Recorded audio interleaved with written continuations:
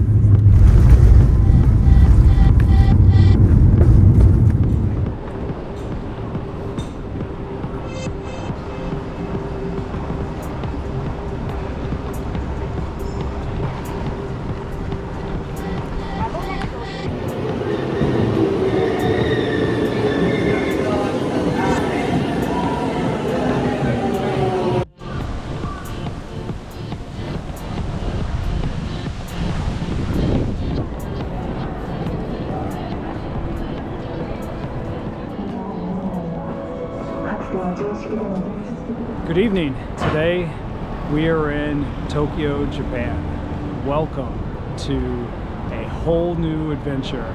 This one is gonna be amazing.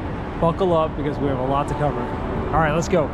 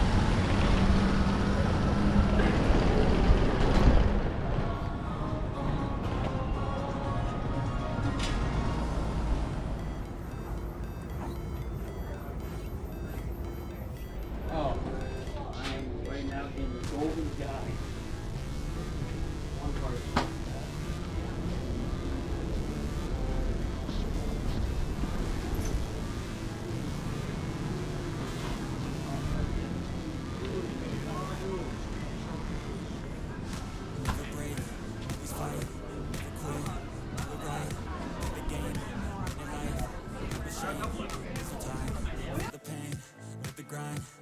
The girl with the pink hair. Bring it in for the cheers, boys. No, yeah, that one. Kansas City Chiefs. Kansas City Chiefs. To the MVP. To the MVP. To the Kansas City Chiefs. Let's go. Hey, come back. We're about to party. Swear to God. Everybody, coming to you live from Shinjuku. We got some really cool things coming to you today. Number one, we're in Japan and I'm so excited for it. The iconic Godzilla is probably about to breathe literally right behind us. Get ready because we're gonna bring you some really, really good stuff. Thanks everybody, bye.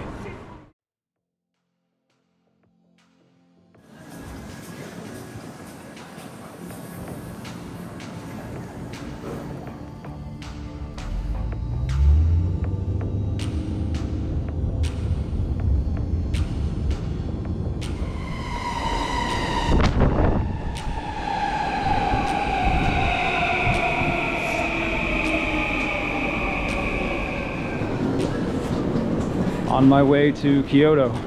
Gonna ride the Shinkansen bullet train.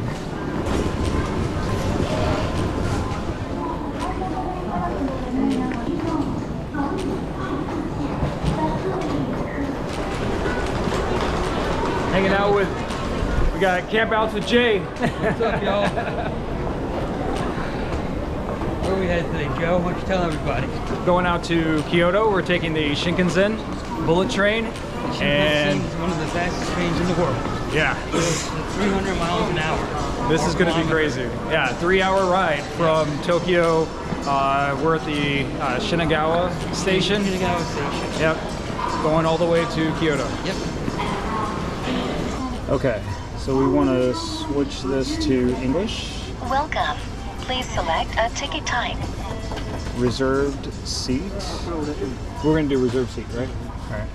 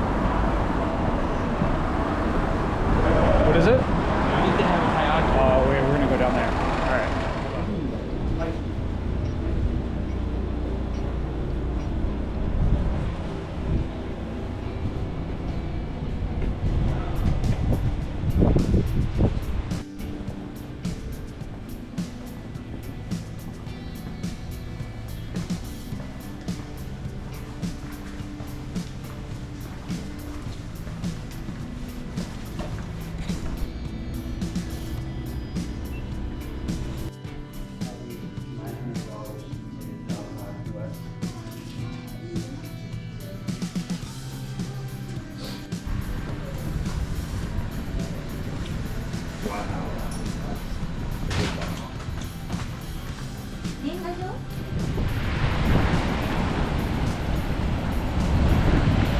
pretty cool, huh?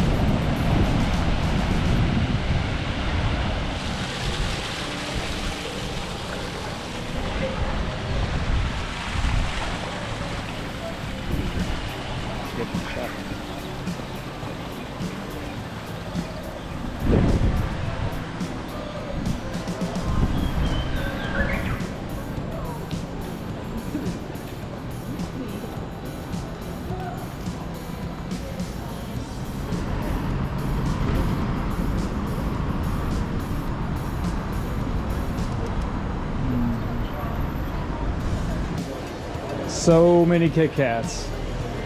All the Kit Kats.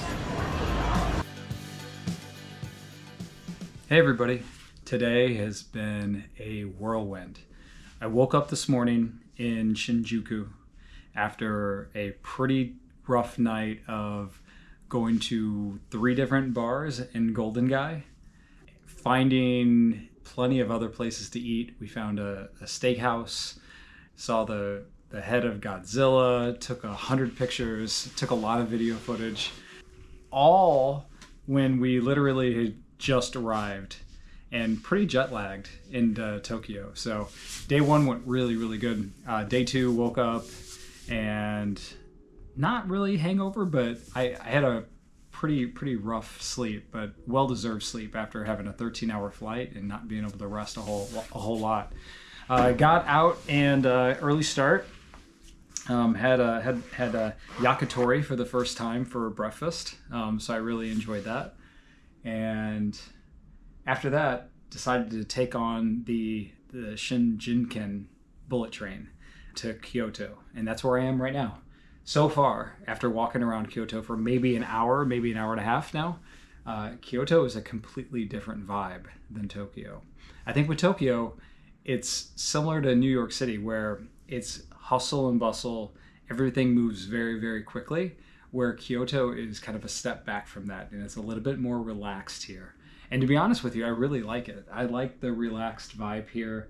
The older style Japanese architecture here is throughout. There's so many shops. The outdoor mall or bazaar that we walked through here earlier, one of the most massive complexes I think I've ever seen. It was huge, and I maybe saw 50% of it. It just kept going and going and going. It was very cool. They had clothing shops, Japanese knife shops, chopstick shops, basically anything that you could really want, they would have it. You would be able to find it there. For the rest of the day, I have tea with a geisha coming up here next. That's at 4:30 or 5:30. So we're gonna go through that, and then after that, we're gonna try to find a premium dining experience where we'll have a Kobe beef course, where they take you through all of the different flights of food, and they'll prepare it for you right there. So I'll get some footage of that and bring you guys along for the ride. I think that's going to be a really fun experience. It's going to be pricey, but I think it's going to be pretty good.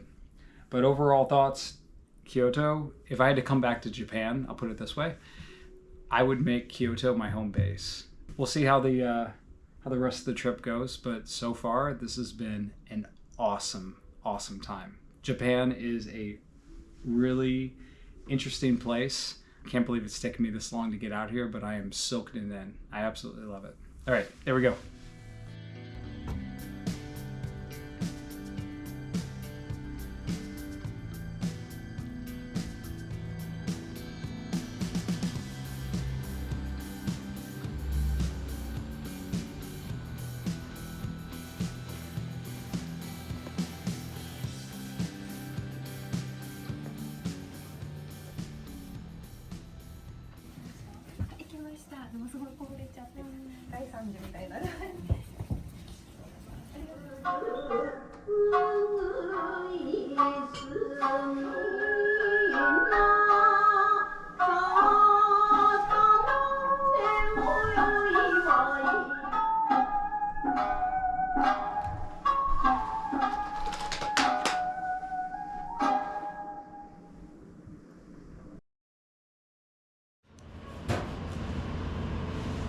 This is appetizer.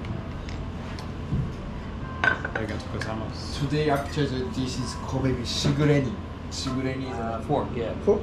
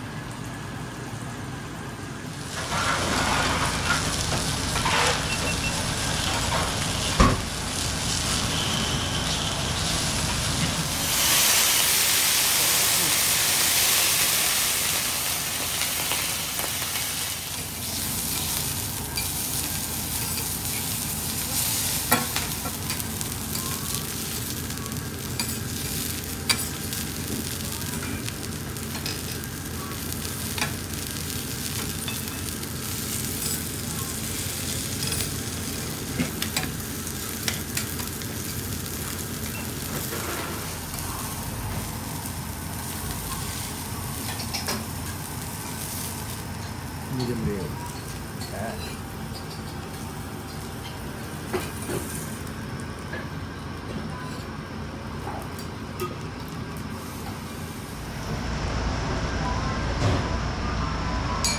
I also recommend next piece wasabi and soy sauce.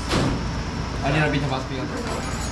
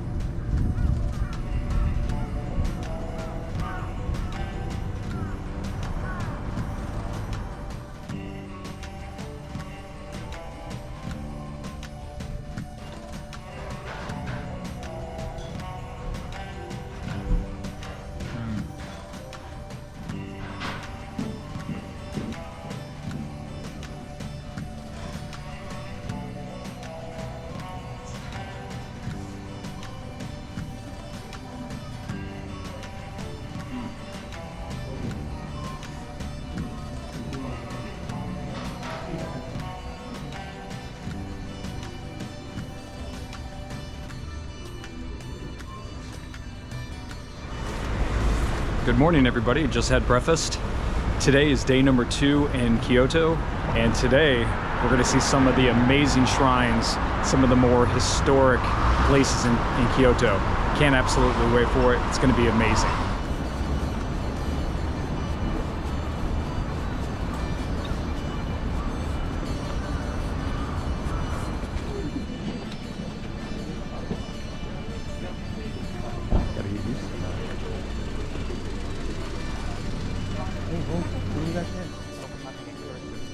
No.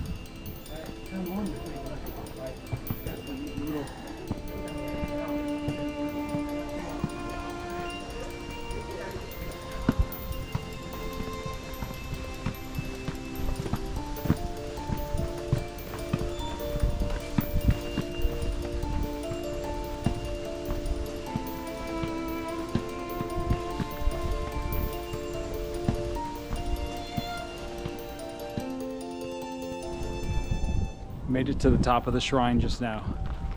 That was an hour and a half of intense stair climbing. Not for the faint of heart, also not too bad, but well worth the time. What an adventure out here in Japan.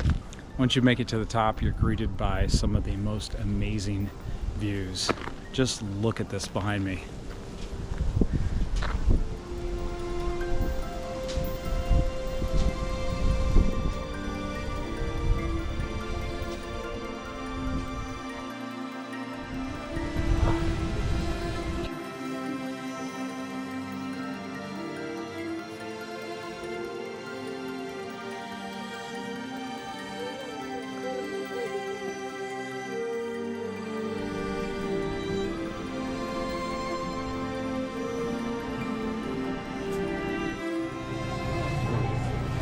Thank you.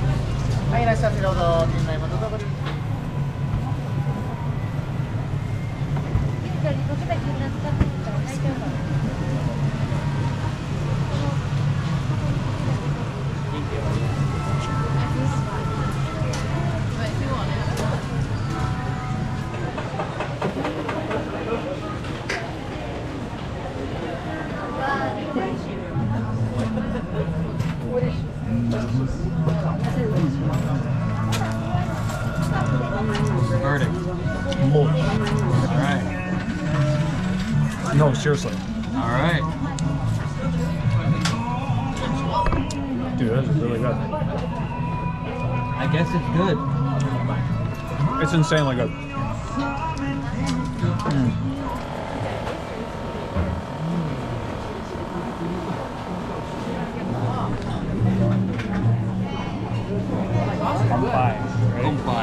Bye. On a virtually empty stomach, since my little bento box at 8 in the morning has now been dissolved. It's yummy. Just like wine. It's like rice wine, right? That's good.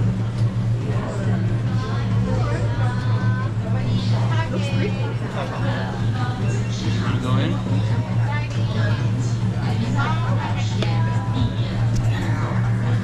That was delicious.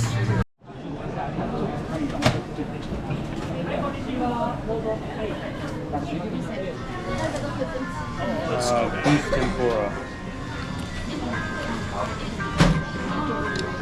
It's kind of, it probably isn't, but it's kind of like a cutlet, a beef cutlet. But it's so good. Oh my god. It's also really hot.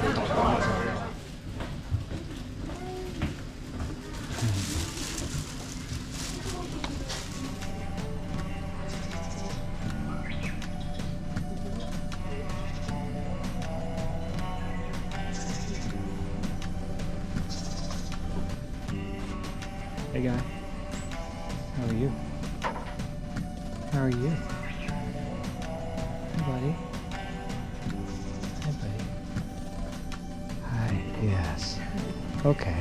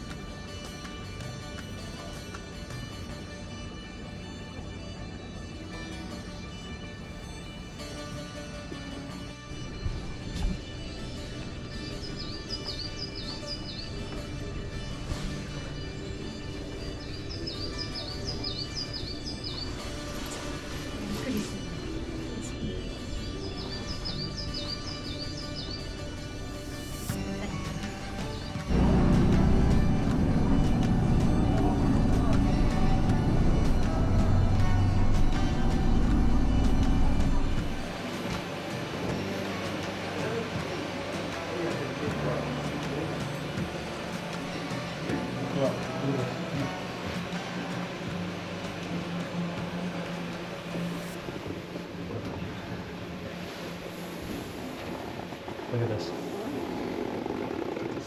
Look at the handles. I was looking for an older sword. Yeah, so what we have right now is really just like Edo and like one Kamakura. Other than that, it's really hard to find anything older.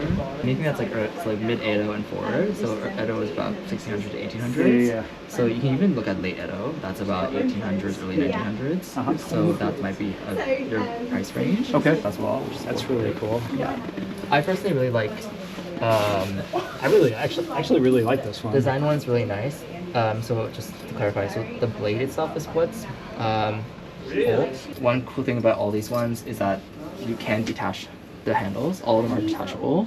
And when we do the consultation, I can teach you how to do that. So if You just pop the pen. Yeah, and exactly. then just tap it out. And then, so if you do want to try and do that, we'll have that done for you. And then you can do it yourself when you bring it back to the US.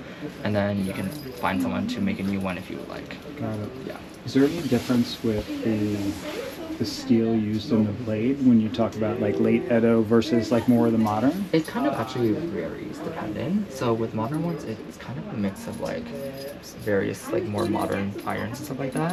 Whereas the later you get, it's a more of a mixture of metals, just whatever they can find. Yeah. But all of our swords do have tamahagane, which is the specific metal that is used in Japanese swordmaster sword crafting.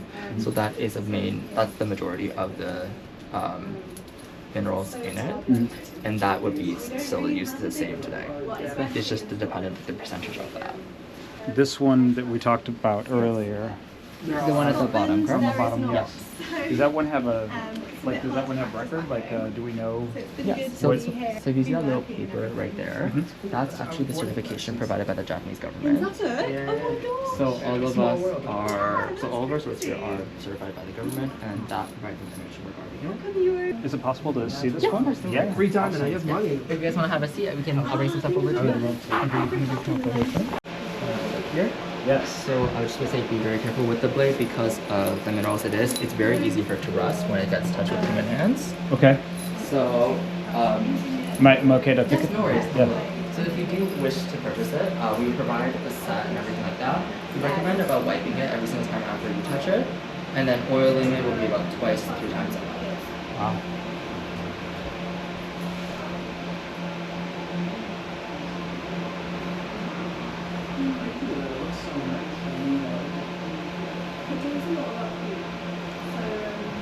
So along with the purchase of the sword, you get as well the saya casing, the ornamental bag that it came with, as well as a photocopy. As well as a photocopy of the certification. So the hard copy we can't provide you because it has to be returned to the government. Like what's it made of, how long it is, stuff like that, where it's certified, as well as the certification number. This is the number that is registered with the government, so that they know what is with what. Yeah. It also comes with the double stand that you saw it being displayed on, as well as an instruction kit in English to explain how to maintain it, and a maintenance kit.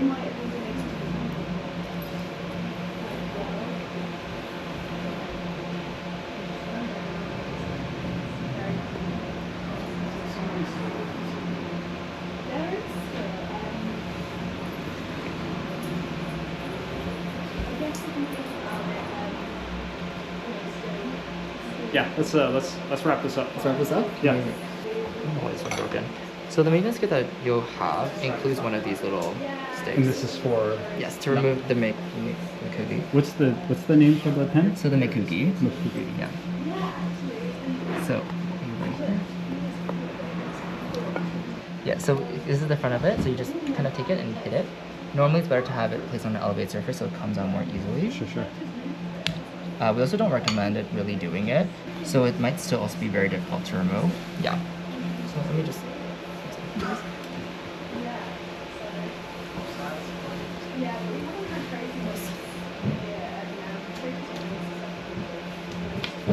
we go. So once you remove it, it should come out very easily like that. And then because this one is signed, you can see the inscription of the maker inside. So we see right here. Might be a little dark for the camera, but you can see right here is the maker itself. And then that proves legitimacy in Japan for sword masters and stuff like that. Yeah, I mean, you can tell how old the steel is. Yeah, especially. So yeah, this is what the rusting would be like if it was not taken care of. This front part is made, like when we get it, we do clean it off and like kind of have it ready for purchase. And then the hamon, so still the weight you get, that's get from folding the sword, folding the metal, and that's where you would get it from. To put it back on, very simple, just stick it, take it here, push it back up. Really no maintenance on Very- the Very rarely, unless you're... I really recommend not as well, because if it's done incorrectly, it actually could damage the sword. So I recommend not to do that. And then you just have to hammer it back in.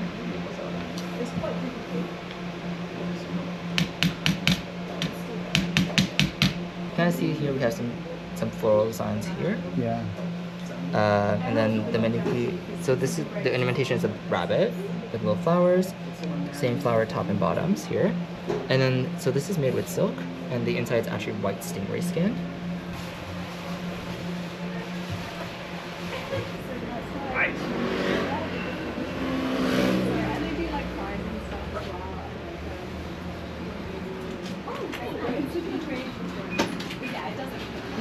And then just to complete the trash action, you can sign here for me in the box.